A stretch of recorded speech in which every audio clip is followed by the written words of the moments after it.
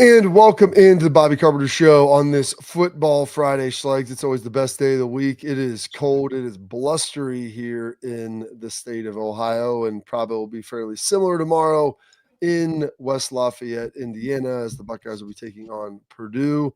What time is that game, by the way? Is that 1 o'clock, Bob. 1 o'clock. Is that a BTN 1 o'clock start, I'm guessing? 1 o'clock start. Noon? No. 12:30? No. 1. Yeah. 13 on the military clock.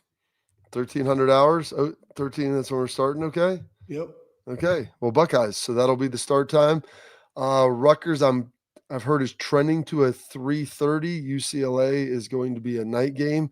From what I've heard, Schlegs, there was a little bit of a swappage of when do you want to have the night game? Do you want to have UCLA or do you want to go on the road and play Purdue at night? And I think they're like, well, ideally we wouldn't want to play UCLA at night, later in the season. It's going to be that cold, but we'd rather play a home night game than a road night game. So I don't know if there's really any other debate about that. So that's where we're at. That's why we're here. So we've got a nooner tomorrow, a 7:30, I believe, UCLA kick. So Buckeyes. So we got that going for us. That'll be a fun one as well. And Ryan Day, he was on the McAfee show yesterday. I don't know if you got a chance to see that. Pat was gassing him up, talking about how great they were, just showering with praises, Schlegs, golden shower of praise, trying to get him some of that yummy rat poison, just how good you are, just relax. You can just slide through and just take care of him. You just show up and win, Schlegs. I mean, just roll your helmet out there. That's what you've always said. Just roll your helmet out there. Roll that helmet out there. You know what's funny? I saw a great clip. And it was Penn State. I don't know. I love that people get on the All-22 now, just random people, and just show film. But it happened to be a clip of them blitzing to the play side on a run, and Tegra pulled and just blew up this corner that was blitzing off the edge. I was like, that's great. Good for him. And that's what you like to see. Like, this guy's playing fast and violent and physical, and it was a good run. I think it was James Peoples that had that run. Anyways, you can't roll your helmet out there. Why can't you roll your helmet out there? Well, Bob, you and I both lost to Purdue in 2004. They had the Holy Buckeye. That was 2002. You had Purdue has beaten a ranked Buckeye team 8 times. They have beaten a top 5 Ohio State team 4 times of those 8. So it's and here's the other thing. Ben Scott Stevens, 4 names, one dude. Had a great tweet about Purdue 21-16 versus Michigan and the depth of the conference when a 2 and whatever team can hang like that with a ranked opponent, making fun of the SEC commentary. But hey, you still got to go out there and play the game and execute. So go in with the Pat McAfee show, because Ryan was having none of it. So here's what you need to know. In 2004 in West Lafayette, Ohio State lost. They won in West Lafayette in 2007. They won in Columbus in 2008. Lost again in West Lafayette in 2009. The Ohio State won in 2010. It was part of a vacated win. Purdue, though, won again in West Lafayette in 2011. Then they won. Ohio State won Columbus and West Lafayette, and then Purdue won again in 2018. And so if you look at this, John Simon told me, they lost there in 2009 and 11. You lost in 4, 9, 11, and 18. And so if you look at that run, and they didn't play every year in there. So over the course of 1, 2, 3, 4, 5, 6, 7, 8, 9 games, Ohio State lost 4 of them. They're, they're 5-4. I think there's a stretch in there if you look at it. 1, 2, 3, 4, 5, 6. They're 3-3. Or 4, like 3-4. I mean, it's crazy how the spoiler makers have played against Ohio State. So there's a little bit of weirdness that comes on. And believe me, back in the day, like in 2000, you had Drew Brees there in 2000. Schlegs, we're going against Kyle Orton, like really good players. They were still rolling a little bit, but these are not the teams of that. Yes, these are not the teams that are quite like that. So. And you got to remember, Bob, too, like the game was changing, and the Big Ten was predominantly a 21 personnel thumping type deal, and they differentiated themselves in the spread offense back then. So it wasn't like you were preparing for the spread all the time. It was kind of like that game. Yes, it really was. So a lot of things going on, obviously, with that. and you're gonna have to be ready for it. But here we got the clip of Pat just gassing up Ryan yesterday, and this is fun. I mean, AJ was on there. I can only imagine, what he's thinking, rolling his eyes of just listening to all this. So here's Pat, Ryan, and Age. With that generation, we didn't know how it was going to go with Matt Patricia. We obviously know him.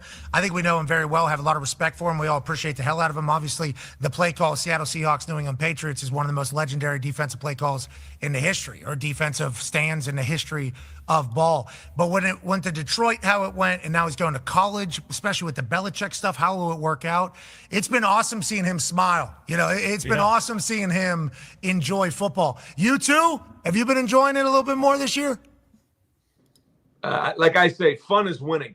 Okay. Fun is Okay. Yeah. Fun is kicking ass. I can tell you that. Losing's no fun. So that's it. But I will say this: being around these players and these coaches is fun. Okay. Coming in the building every day is fun. And I think for this age group, it's important that when you walk in this building every day, if you're going to play all the way to January, these guys better like coming in the building, because if they don't, it's not going to go very well. And so we have to figure out ways to drive them, push them, make them uncomfortable, but they have to like being around each other. And it's like that with the staff and with the players. Absolutely, man. Yeah. Absolutely. And I would say this too. Elaborate on that, Legs. You got to love coming in the building. What does that mean? Well, Urban always said, love what you do, where you do it, and who you do it with, because you're seeing those people in the building more than you're seeing your family. So you better like them, or you can get very bitter about your circumstances. And they're creating within practice and being able to work the game, relax, enjoy each other, right? Like no headphones on, like when you're at, training table, just talking to other teammates, guys sitting with different people. But, there was a great thing that was out there on the Twitter machine. It was talking about the recruits that we're getting in the secondary, and it was Tim Walton. But, that defensive side, Matt Guerrieri and James Laurinaitis and O.G. Walt and Larry Johnson and then Matt Patricia, the thing, you and I both knew what he was bringing to the table, Bob, as far as the expertise in the NFL and going back to the way that we played football when you and I were coming up in the educational aspect. That big D energy, Slags? Big D energy, man. But he did this with guys that he really hasn't worked with, maybe some long time ago, but they all bought into it. And it's really his role now in this is not just the play caller, but we've heard that he's like their mental coach and their life coach. And so, he's embraced that role. And then you see, we'll get to a Thoughtful Thursday with Tim Walton, but he does that with the secondary. And Matt G does his thing, right? And Larry has always been with his guys, and James does his with the LBs. They just got, and we're speaking defensively because he brought up Matt Patricia, but it is in order for guys to want to keep coming in, you are always showing them the value and the authenticity that begins with the relationship aspect that you can't lose in college football because they are still 18 and 22. It's important in the league, yes, but it's more important when they're this age demographic. Yeah, what Ryan or Matt Patricia came out, Schlegs, and said he enjoys his guys' post-playing career success as much as anything. And I find that interesting because for a guy that's been in the NFL for 2 decades, basically, that's more of a college tenet and belief of watching your guys, because a lot of times in college, maybe they play in the NFL, maybe they don't, maybe they play a year, maybe they play 10. But then when they're done, you want to go watch them have that success and to see what they're doing. And Matt Patricia's always said that, I enjoy watching my guys be successful after that. And that's something that I think is very unique. Yeah. And was surprised to hear them say, because in the NFL, you get done, you retire, you hang out and, go do whatever, play golf usually.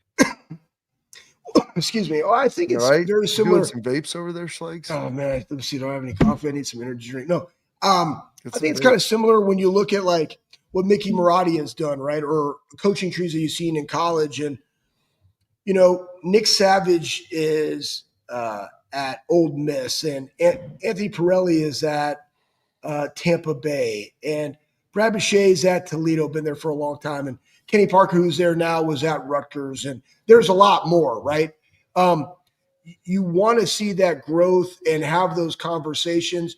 And it's just a little bit unique when it's your players and what they're doing and some of the things that he came out and said about Caleb Downs, that he will be the face of a franchise. And then you see the very rapid rise of Arvell Reese that so many people forget. Like, he had to be developed, and he's seizing the opportunity.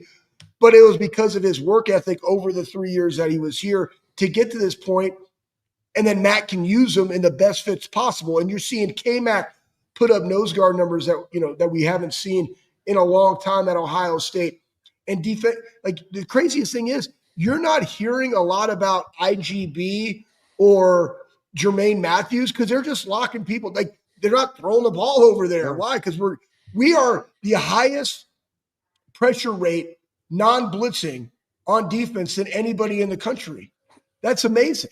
Well, you can do it out of multiple fronts too. So what's interesting, it's a non-pressure rate because they base it on the number of rushers, where there's a lot of times where they'll bring 4, but it's not the 4 that you expect. Exactly. They'll have a 3 down front, they'll drop a guy, add 2 in, maybe they bring 5, but they don't usually sell out and bring everybody. There you go, Schlegs, right there. Highest pressure win rate without blitzing of FBS defenses. And you look at the teams up there, and there's a reason why these teams are all good. Ohio State, 1. What is Utah? 14, 15, something right there.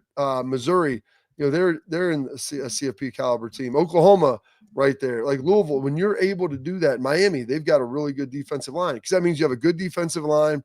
Yep.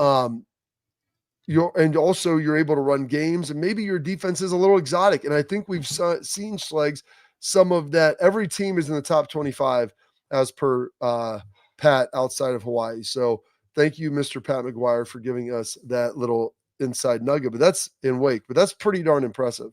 Yeah, really impressive. And I think it goes into the next thing.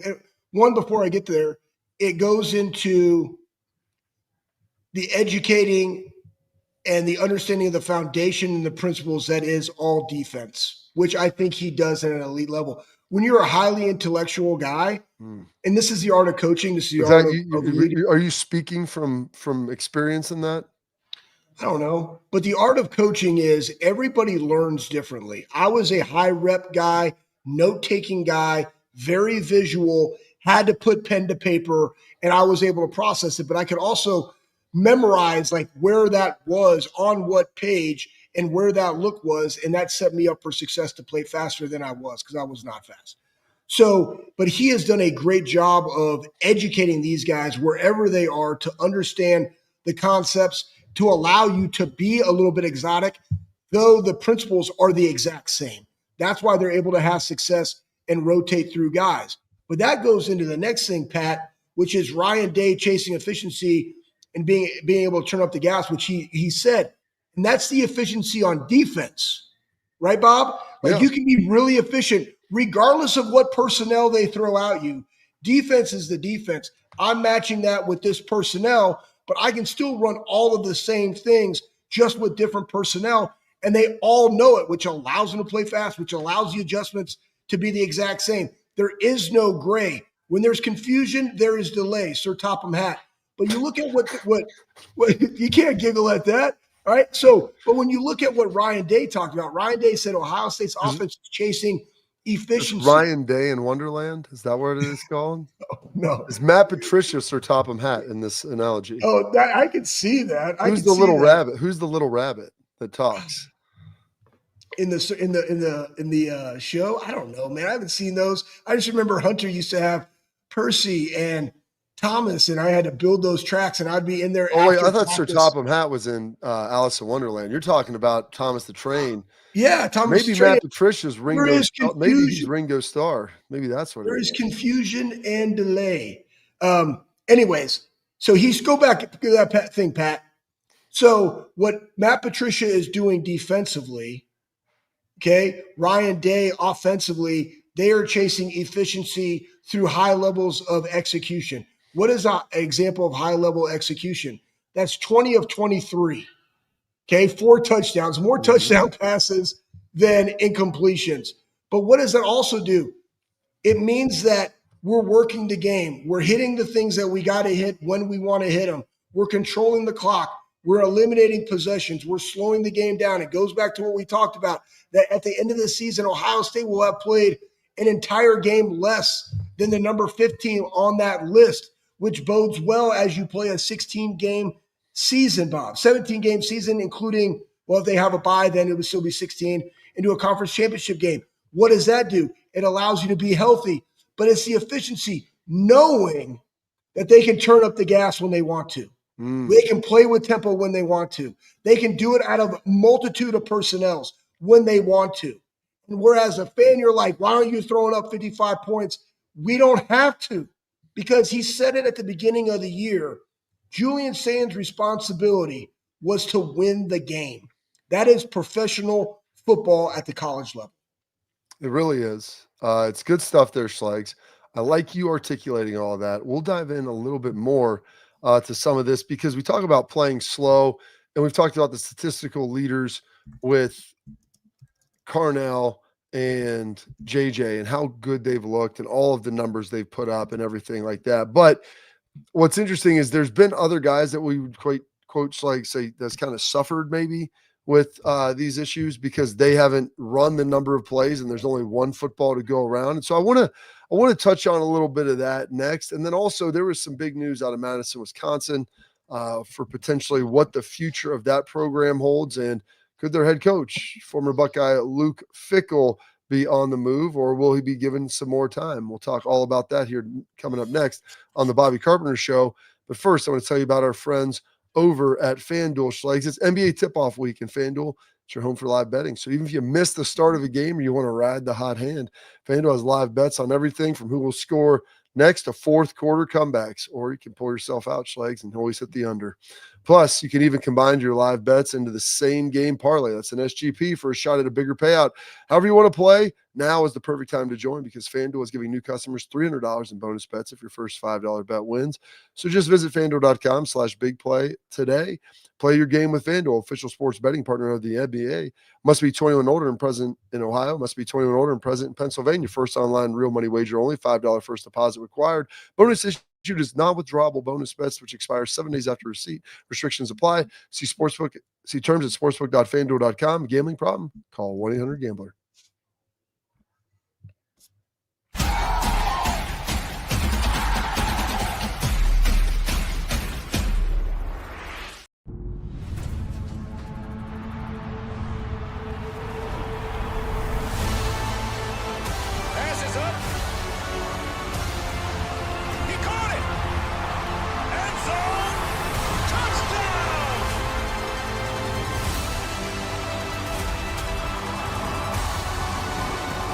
Customers bet $5 and get $300 in bonus bets if you win. FanDuel, play your game.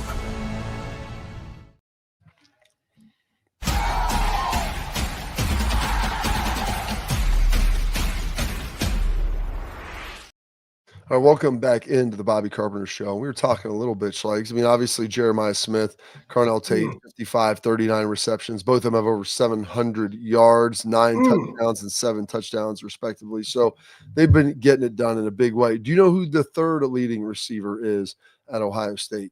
I'm gonna bet that it's Max Clare. Max Clare, if you said that, you would be accurate. How many catches do you think he has? Oh, snap. Those guys, I bet he has probably 23. You're close. 21. Do you know how many catches he had last year on a terrible Purdue team? Yeah, I think it was in the upper 50s. Yeah, he had low 50, 60s. He had 51. 56. Yeah, 51 last year. So like almost 700 yards receiving, 13.4 yards per reception, 4 touchdowns, 62 yards. So, you know, him coming in here, I think a lot of people thought he was going to put that down. I don't want him to be cheating, Pat. I was going to ask him some questions. We'll get that up here. Keep asking. Okay. Do you know who the fourth leading receiver is for Ohio State? Ooh. Okay, there's two I'm going to pick. I'm either going to say Bo Jackson or Brandon Ennis. Okay, you got 4 and 5. Brandon Ennis has 18. Bo Jackson has 11. Brandon Ennis is a first-year starter and a captain and has 18 receptions for 154 yards, 8.6 per catch, and 1 touchdown. Bo Jackson, running back, third with 11, 114 and a touchdown. And then after those 5, you have Will Kazmarek, Jelani Thurman, CJ Donaldson, all guys smattering around with 7, 8, 5 catches right in there. And so that's what's interesting is when you run less plays, like you're still getting the ball to Carnell and Jeremiah, and those guys are still making big plays. But the guys who really take the hit have been the 3rd and 4th receiver. Because I think you look in the past with Urban, even Ryan early in his career, like you were running a lot more plays. So those guys were getting a lot more touches. And you could throw the ball a lot more because you probably had 10 to 12 plays that you'd be able to see and that you'd be able to play with. Whereas this year, like that's not the case. And it's amazing to see Max Clare, who, by the way, his younger brother, still on the team, by the way, at Purdue. And I guess Max touched on the fact that he was filling in for him. He was the what do you call it? The scout team Max Clare. And I want to go back to this because I want to see if my memory serves me correct. Ohio State lost to Purdue.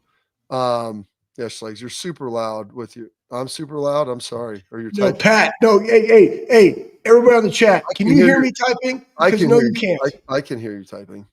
You pound that keyboard. You pounding that keyboard like it's a. Never mind. Meat paws, man. Look at these things. I'm working out my phalanges, Bob. Don't judge me. Okay, here it is.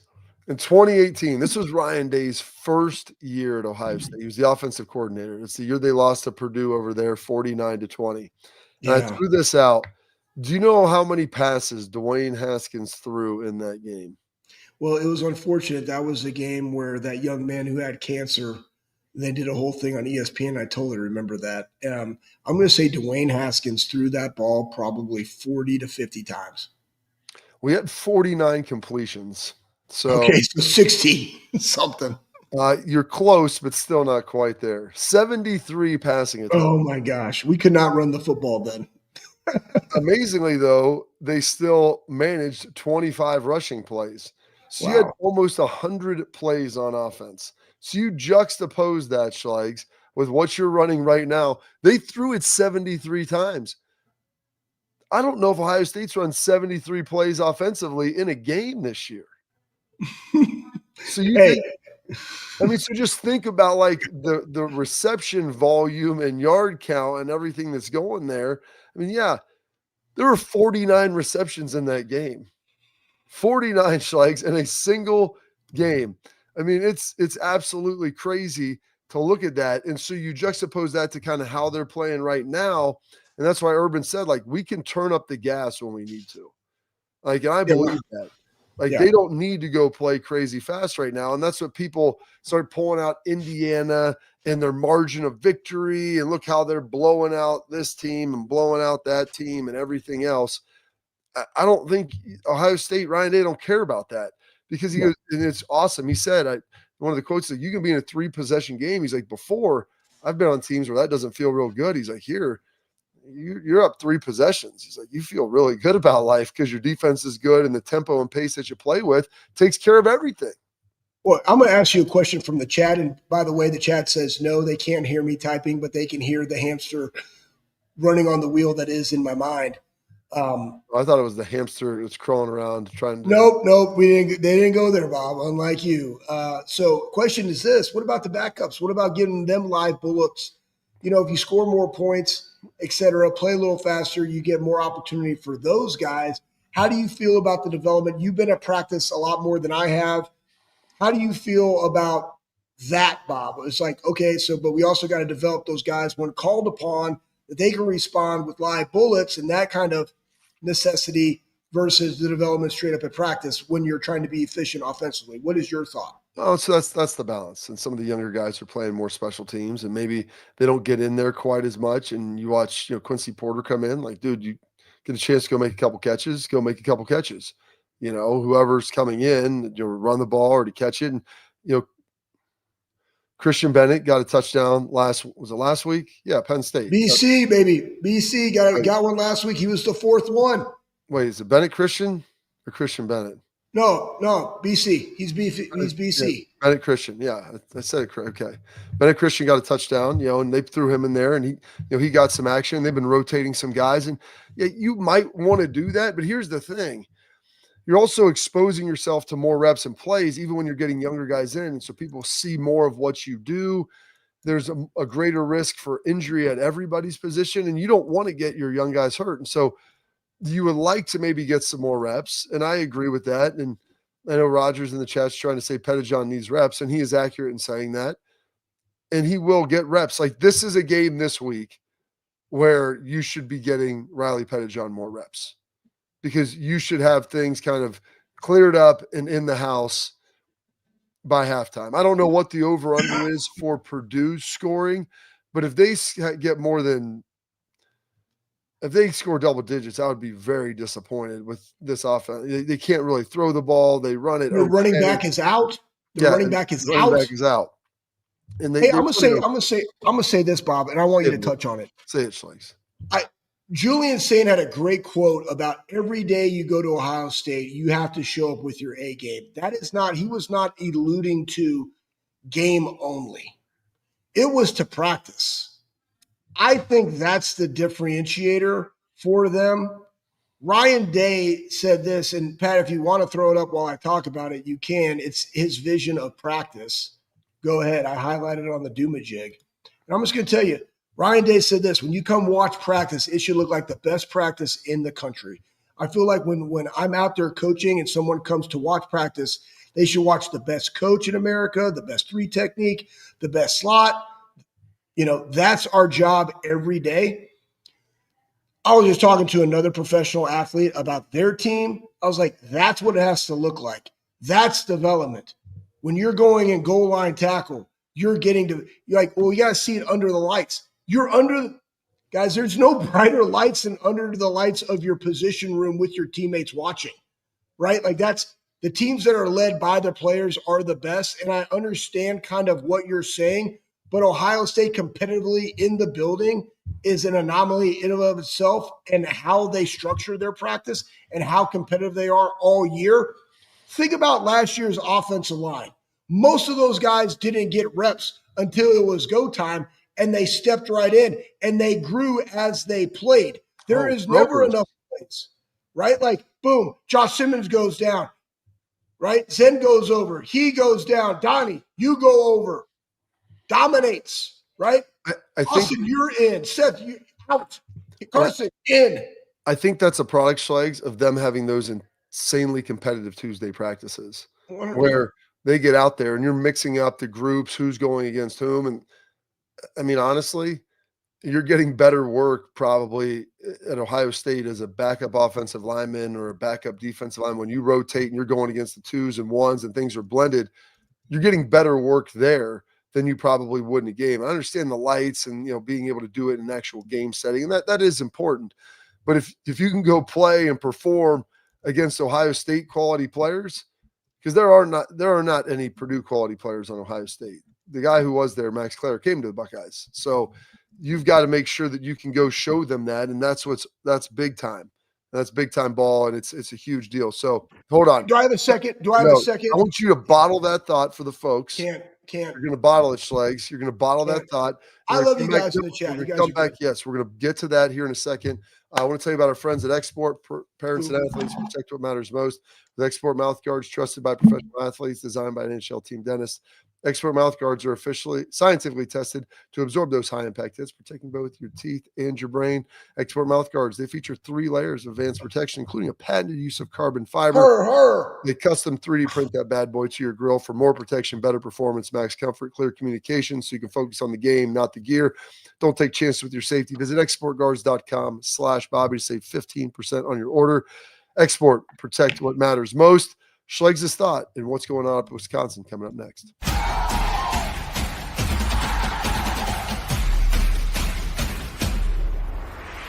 I'm Garage Beer, and this is Bobby Carpenter. Garage Beer. Beer-flavored beer. Beef with an F? Okay, my bad. It's crisp and cool, and it doesn't taste like I'm Bobby Carpenter. I drink in garages because my wife says I don't belong inside. If you like a cold breeze on your bag, drink garage beer. It's American, and so can you. Garage beer, beer-flavored beer.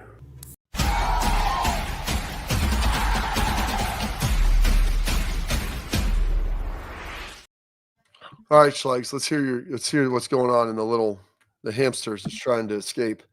No, I was trying to go back because so Ed brought up in the chat, were Peoples and CJ the best in practice early on? I think so. You guys forget. I think this goes back to like, why wasn't Arvell doing this last year? Why wasn't this guy doing this last year? They're freshmen. They're coming in. There were maybe a ball security. I'm not saying this is right, like true. Maybe there was a ball security. Maybe they didn't know necessarily where the offensive line was going at the time. There is a learning curve coming from high school to college. So yes, maybe at the time, an older guy, a senior, a guy that's already been in the program in James, were. Then as you progress, as you continue to work on your craft and understand the concept that is the offense and the blocking scheme, and that was what Maurice said. It was, and I'm talking about Maurice Claret, it's about understanding where are you running to, but also who's the free hitter in it and where is it going to be, and then what do they do and what does the offense line do if they slant, where's my cutback lane, et cetera, that allow you to play faster. That's the anticipation aspect. That's the watching film, right? That's all the things that go into it. So yes, maybe early on they were, but then if you go back and look at this last game, and I don't remember the rep, right? But I think it went Bo Jackson, Isaiah West, James, and CJ in that order. So yeah, you're seeing it play out and you're seeing it going on at practice. So that's the answer. Yeah, and like guys get better. And the thing is with Arvell, he came from Glenville, skinny kid. He played defensive end. They moved him to linebacker. He was still learning a lot. And I don't know if he would have been physically able to do everything this year that he's doing last year. And I don't know if mentally he could have handled it all too. Like there's a big learning curve to be able to do everything that they're asking him to do. And he's doing it at a really high rate right now.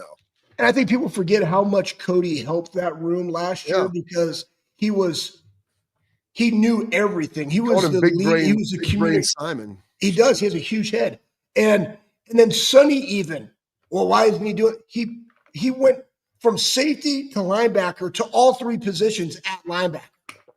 Okay. Then you have Arvell, who comes in probably, I want to say, Bob, when he came in, if I'm not mistaken, he was probably around 220 pounds. The dude now is all of 245 and all of that violence and strength. That just didn't just happen. That was through years of work, right? And so that's the why. And so now he's capable of seizing opportunity and allowing his athleticism and ability through Matt Patricia and where he puts them to produce the way that he's producing. It just doesn't happen, man.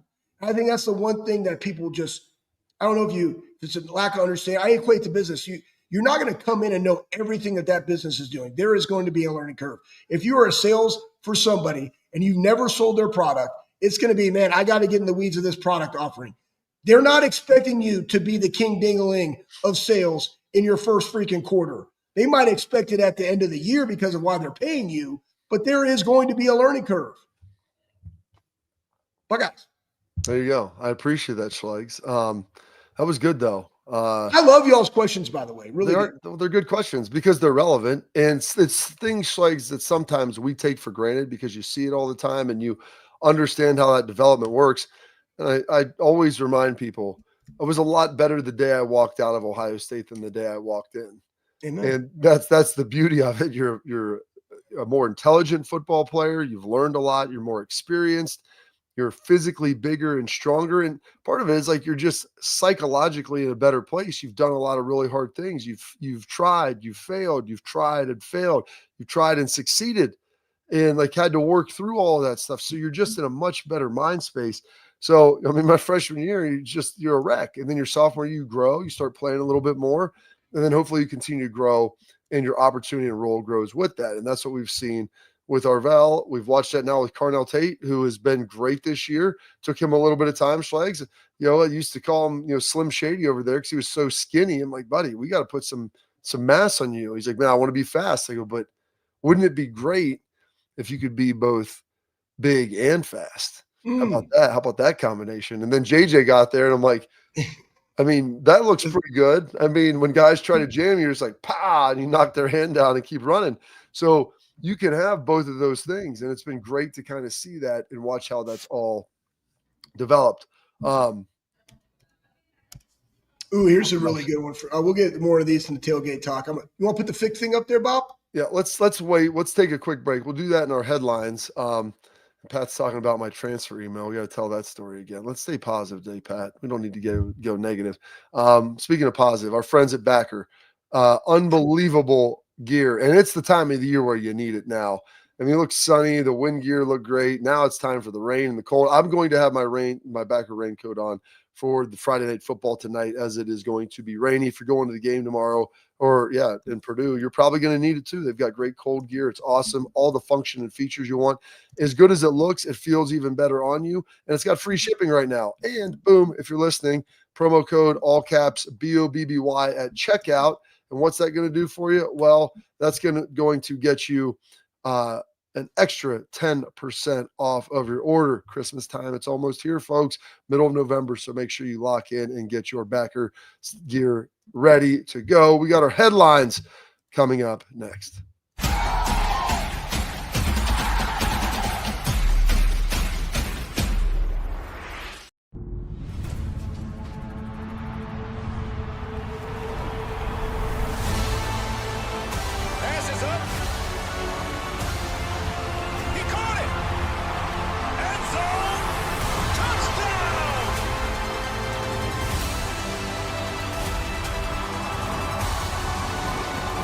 Customers bet $5 and get $300 in bonus bets if you win.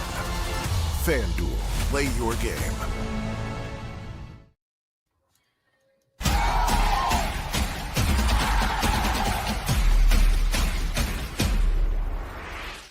Welcome back into the Bobby Carpenter Show, and we've got our headlines now, Schlegs, and okay, we got a good question. We'll get that in tailgate talk, but want to talk a little bit now. AD at Wisconsin came out and said Luke Fickell was going to be back next year. Like they said, they had confidence in him. They played Oregon pretty tough last week. Defensively, they've looked really good this season. And talking to some of the coaches at Ohio State, like this might be one of the best defenses we play all year. The problem is with Wisconsin is I don't think, Schlegs, that they had made the financial commitment that's necessary to be able to build rosters now. And you get all this money from the Big Ten. I think they were trying to spread it around, and the way they run things up there budgetarily isn't always the best. And that's why Brett Bielema left and went to Arkansas. And so you bring in Luke Fickell and you pay him a pretty good contract.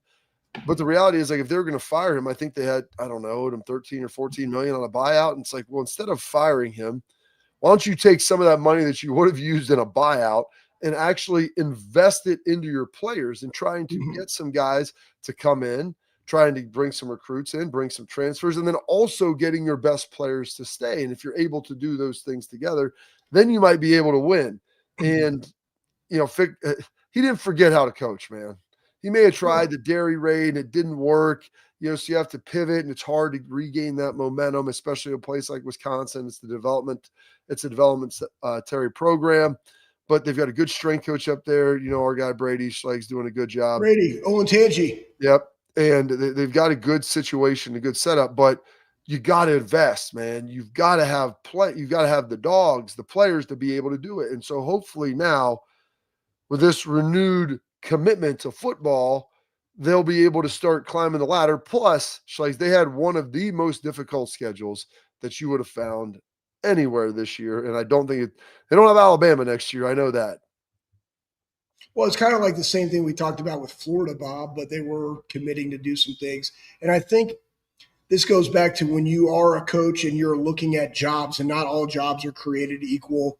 And you have to go in with the mindset of, like, what can you actually recruit where you are, you know? And then you take that along with the fact that 3 years in a row, your quarterback suffered contact injuries that not contact injuries that therefore put them out. When you are at that school, like, you put NIL into that position, you expect that position to play.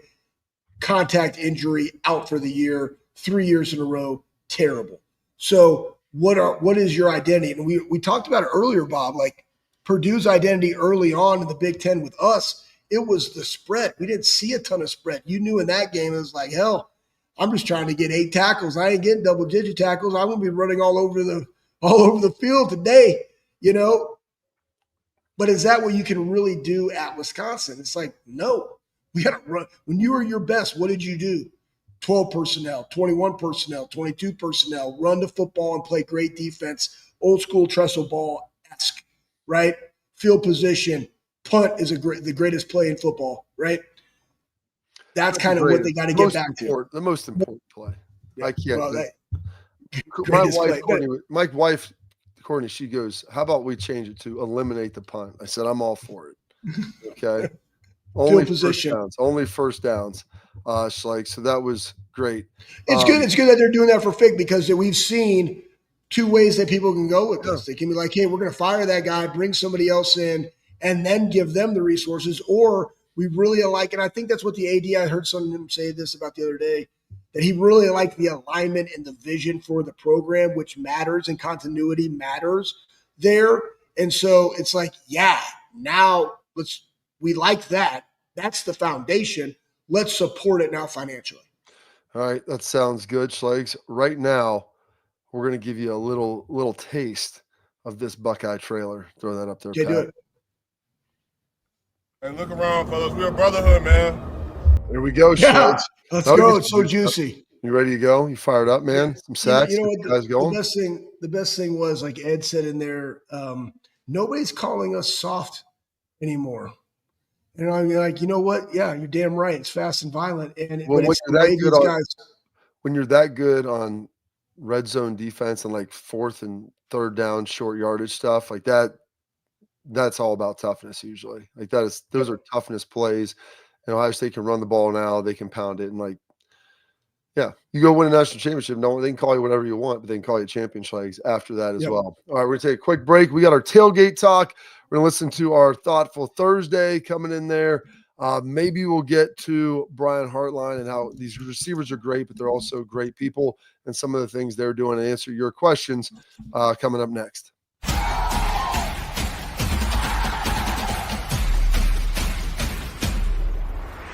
I'm Garage Beer, and this is Bobby Carpenter. Garage beer. Beer flavored beer. Beef with an F? Okay, my bad. It's crisp and cool, and it doesn't taste like I'm Bobby Carpenter. I drink in garages because my wife says I don't belong inside. If you like a cold breeze on your bag, drink Garage Beer. It's American, and so can you. Garage Beer. Beer flavored beer.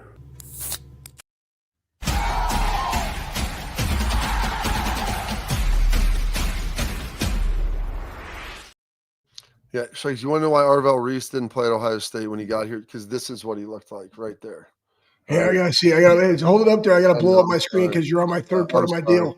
No, get it back up there. I want to see it. We'll get it to the next. Oh my gosh, there's no, it's it. No, I'll send it over. What was the next picture? A dick, a penis pic? What is it? No, they got one of Heartline and him being skinny and now him being jacked as a coach, which is even better. Yeah. The receiver transformation of Brandon Ennis a little bit. JJ was pretty big already, but Carnell, of what he looked like, was absolutely tremendous. There you go. Look at that.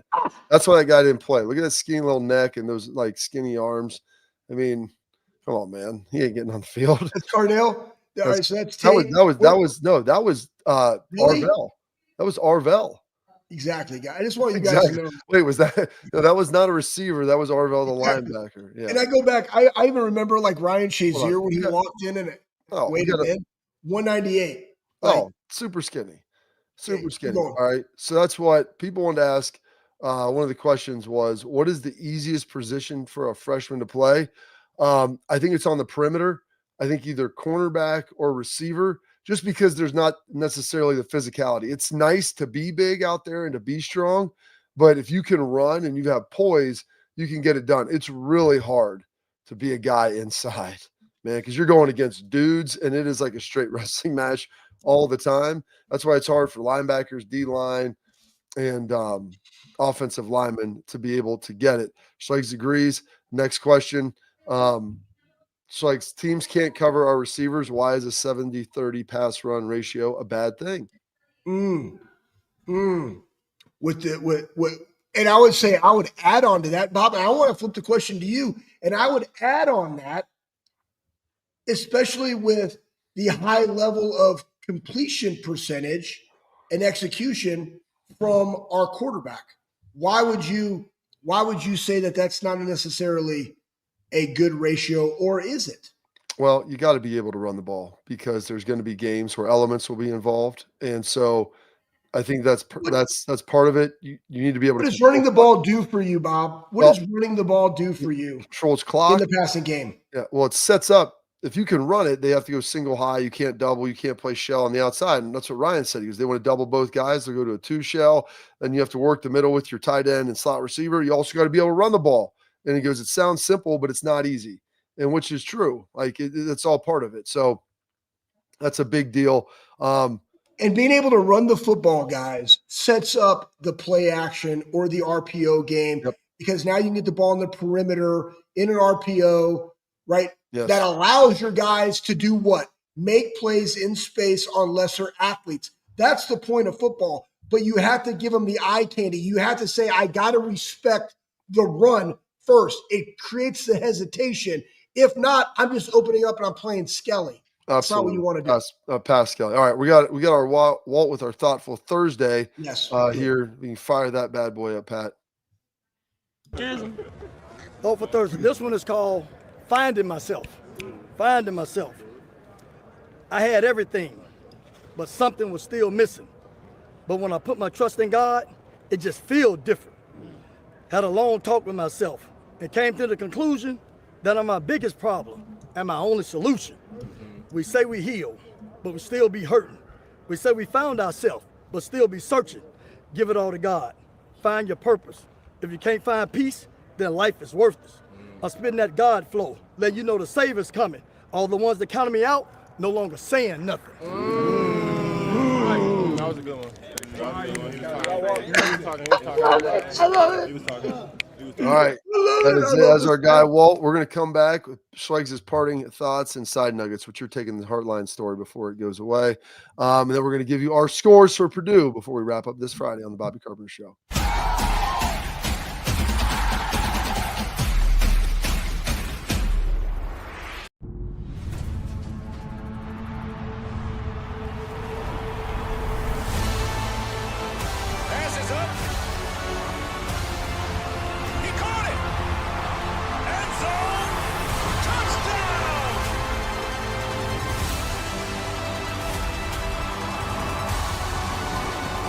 Customers bet $5 and get $300 in bonus bets if you win. FanDuel, play your game.